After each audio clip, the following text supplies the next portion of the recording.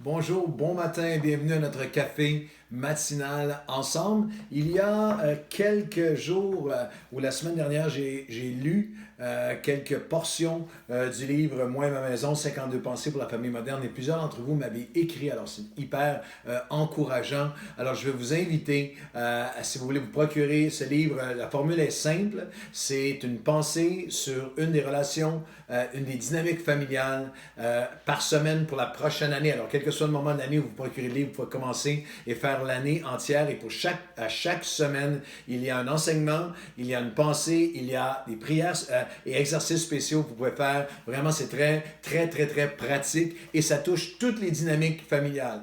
Époux et épouses, avec nos parents, avec les jeunes, avec les enfants, avec les ados, également entre frères et sœurs, avec la belle famille. Oui, il y a même un chapitre sur la belle-mère et les beaux-parents, belle-mère, beau-père, tout est là. Et il y a surtout l'extraordinaire profondeur et l'élément tellement pratique de la parole de Dieu. La Bible est un manuel de vie familiale extraordinaire. Vous pouvez commander le livre sur mon site web personnel à www.claudehood.com, www.claudehood.com, et vous pouvez vous procurer le livre sur Amazon et vous allez l'avoir en quelques jours. Et je prie que ça soit, je pense que c'est une belle lecture pendant cette pandémie et c'est un livre que vous allez pouvoir vous servir année après année et revenir sur les pensées. Il y en a plusieurs qui s'en servent comme dévotionnel familial et c'est écrit dans un langage que vous pouvez même donner facilement ce livre à quelqu'un qui ne connaît pas le Seigneur ou la parole de Dieu. Ils vont surtout être surpris et impressionné, je crois, par la sagesse, pas par moi ou par mon écriture, mais par la sagesse, par la profondeur et par l'actualité, la pertinence extraordinaire de la Bible, de la parole de Dieu pour nos dynamiques familiales modernes. Nous sommes dans le psaume 23, quel psaume magnifique, et nous voulons apprendre comment vivre à chaque jour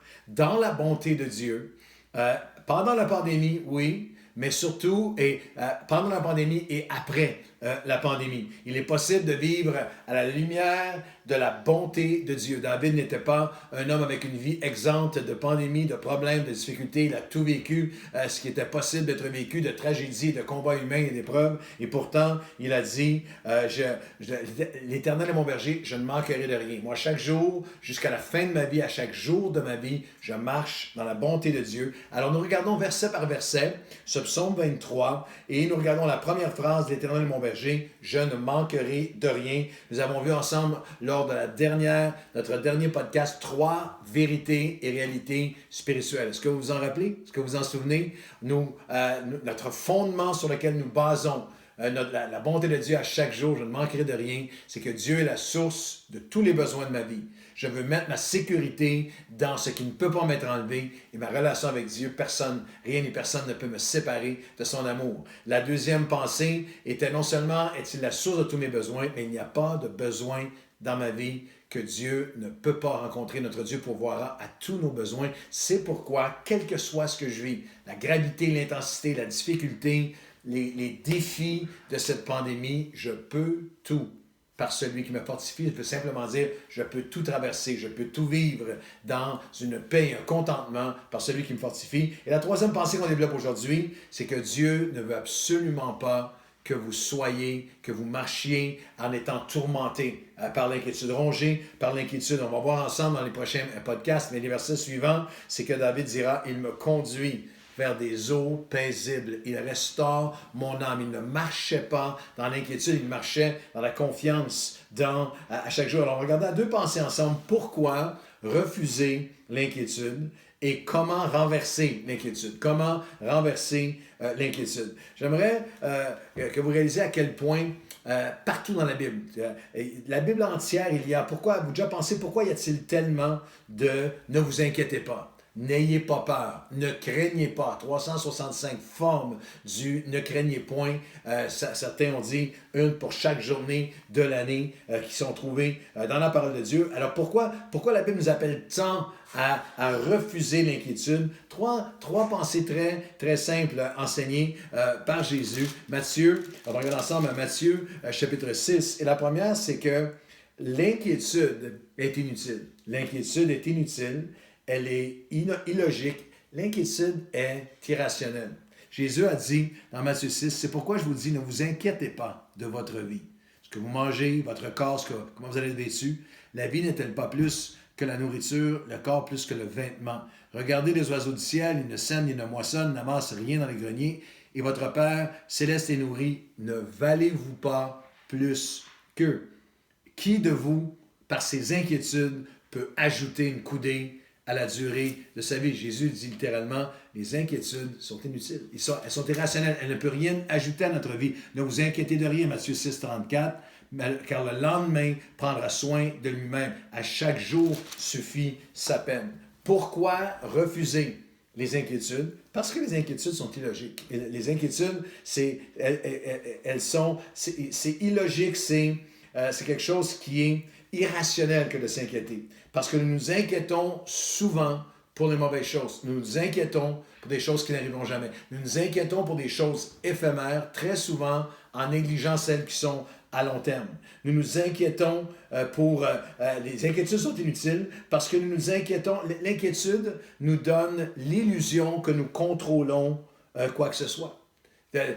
En s'inquiétant, nous avons cette espèce de pensée est-ce que je tiens quelque chose parce que je m'en inquiète plus, alors que l'inquiétude, par nos inquiétudes, nous n'ajoutons pas une coudée, nous n'avançons rien.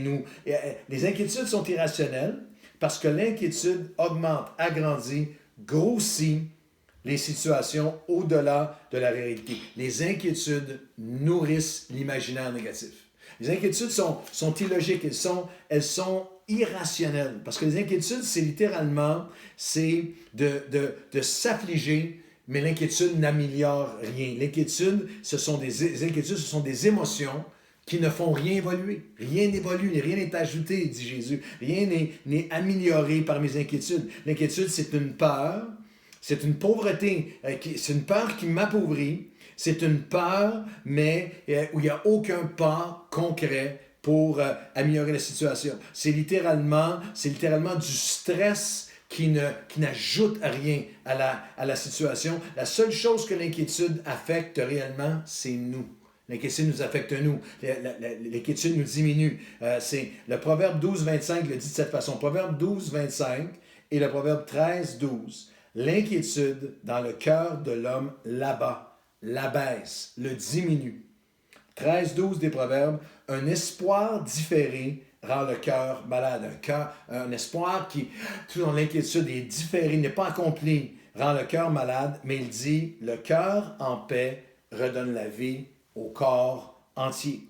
L'inquiétude, littéralement, est Pourquoi refuser l'inquiétude? Parce que l'inquiétude, elle est inutile, elle est irrationnelle. L'inquiétude, c'est un intoxicant.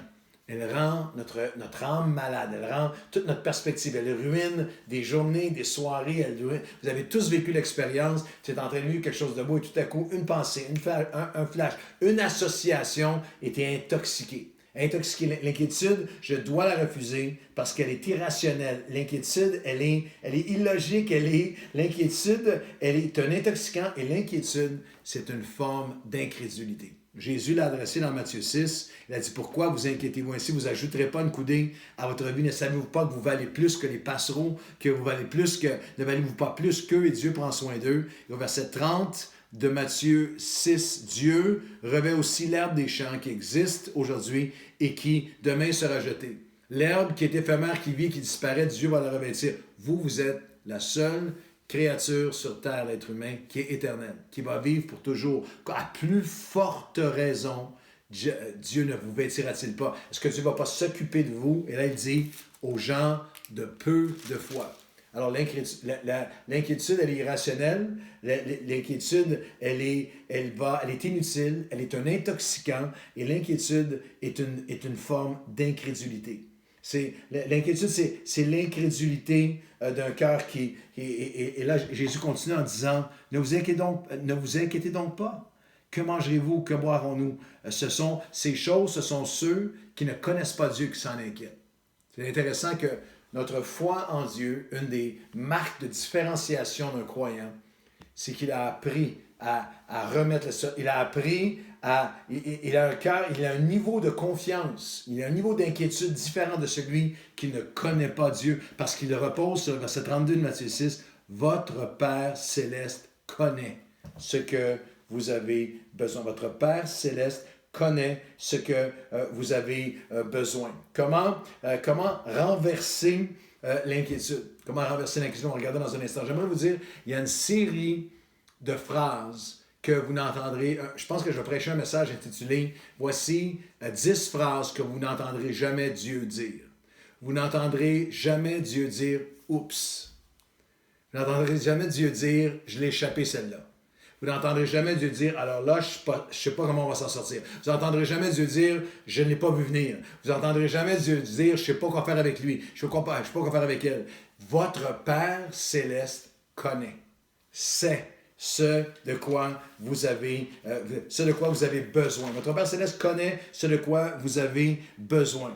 Nous allons refuser ensemble l'inquiétude. L'Éternel est mon berger, je ne manquerai de rien. Il va me diriger vers les eaux paisibles parce que l'inquiétude est inutile. L'inquiétude est un intoxicant. Elle est une marque d'incrédulité et je vais renverser l'inquiétude. Comment renverser l'inquiétude? Chaque jour. Jésus termine son enseignement à Matthieu 6 en disant « Ne vous inquiétez donc pas du lendemain.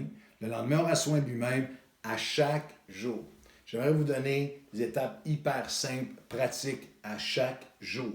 À chaque jour. Comment est-ce que je vais vaincre l'inquiétude? À chaque jour, je vais demander à Dieu d'être mon berger. Aujourd'hui, dans cette journée, aujourd'hui, je te demande, Seigneur, sois mon berger. Jean 10, je suis le bon berger. Je ne suis pas le mercenaire qui va vous abandonner, qui va fuir, qui ne se met pas en peine pour les brebis. Jésus s'est mis en peine. Jésus a offert sa vie pour nous, intercède pour nous. Je connais mes brebis. Je connais leurs besoins. Et elles me connaissent. Elles ne doutent pas de moi. Elles me connaissent. Comme le Père me connaît et comme je connais les brebis, je suis le bon berger et je donne ma vie pour eux. Alors, si vous n'avez jamais prié ainsi, ce n'est pas juste une prière pour les funérailles, le psaume 23. C'est de prier à chaque jour. Seigneur, tu es mon berger. David l'a prié. Comment est-ce que David pouvait dire, l'Éternel est mon berger, je ne manquerai de rien au quotidien? Le psaume 28, 9, David écrit, viens, Seigneur, pour nous secourir et nous bénir. Viens être mon berger. Viens être mon soutien. Sois mon berger et porte-moi dans tes bras pour toujours. L'Éternel, mon berger, donne la force à son peuple et le rend heureux chaque jour. Alors, cette semaine, aujourd'hui, Seigneur, je te demande. Aujourd'hui, Seigneur, je viens à toi et je te demande d'être mon berger. Aujourd'hui, chaque jour, je lui demande d'être mon berger. Chaque jour, je lui demande. Chaque jour, je lui donne la première place dans ma vie. Seigneur, cherchez d'abord. Ne vous inquiétez de rien. Votre Père connaît. Matthieu 6 et le verset 33. Cherchez premièrement le royaume de Dieu. S'il y a le sujet de notre inquiétude est comme le clignotant sur le tableau de bord de votre foi, qui vous indique cet aspect-là de ta vie, tu ne l'as pas encore remis à Dieu. Tu n'as pas mis Dieu en première place dans cet aspect-là de ta vie. Jésus dit le secret à chaque jour. Je te demande, Seigneur, d'être mon berger. Et la deuxième chose, c'est qu'à chaque jour, je te remets. À chaque jour, je te donne mes inquiétudes. La parole de Dieu nous parle d'écrire les bénédictions. Vous avez peut-être déjà entendu parler. Moi, c'est quelque chose que je fais régulièrement. Je tiens un journal et j'écris les bénédictions que Dieu a fait dans ma vie. Mais je voudrais vous donner un autre exercice cette semaine. J'aimerais vous défier d'écrire aussi vos besoins. Voici les besoins que je remets à Dieu. Voici les besoins chaque jour que je lui remets. Je lui demande d'être mon berger. Voici, je lui remets, je lui donne. Et la dernière chose, c'est à chaque jour, je me décharge sur lui. À chaque jour, je vais me décharger sur lui. L'apôtre Pierre l'a dit de cette façon. 1 Pierre, chapitre 5 et le verset 7.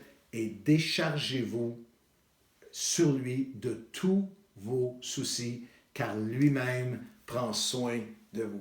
Et c'est tellement important, c'est pas juste une bonne suggestion. L'apôtre Pierre parle alors qu'on se décharge sur lui, en parle dans une dimension de combat spirituel. Tout de suite après, soyez sobre, veillez. Votre adversaire, le diable, rôde comme un lion rugissant, cherchant qui il dévorera. Résistez-lui avec une foi ferme. Celui ou celle qui n'apprend pas à demander à Dieu, à donner à Dieu et à se décharger sur lui comme berger, va se faire dévorer par l'ennemi, va se faire voler par l'ennemi. Alors aujourd'hui, nous allons prier exactement comme le Seigneur Jésus nous a appris à prier, si vous voulez bien, dans cette dernière minute ensemble. Aujourd'hui, Seigneur, Par ta grâce, par ton esprit, je refuse les inquiétudes. L'Éternel est mon berger, je ne manquerai de rien. Et voici comment tu vas me diriger vers les eaux paisibles qui restaurent mon âme, les eaux de paix. Lorsque je refuse l'inquiétude parce qu'elle est inutile, parce qu'elle est irrationnelle, parce qu'elle est un intoxicant qui me conduit à l'incrédulité. Et Seigneur, je viens aujourd'hui et je viens renverser jour après jour l'inquiétude dans ma vie en te demandant, sois mon berger aujourd'hui, en te donnant la première place sur chaque aspect de ma vie. Prends-le, Seigneur, je te le remets. Je cherche d'abord le royaume de Dieu. Et toutes ces choses me seront données par la suite. Je demande, je te le donne et je me décharge sur toi de tous mes soucis. Je résiste à l'ennemi qui veut que je reprenne les soucis. Je les remets entre tes mains et je pourrai aujourd'hui vivre en disant, l'Éternel est mon berger, je ne manquerai de rien et il va me conduire vers les eaux paisibles. Il va restaurer mon âme. Je vous souhaite une super journée dans la bonté de Dieu.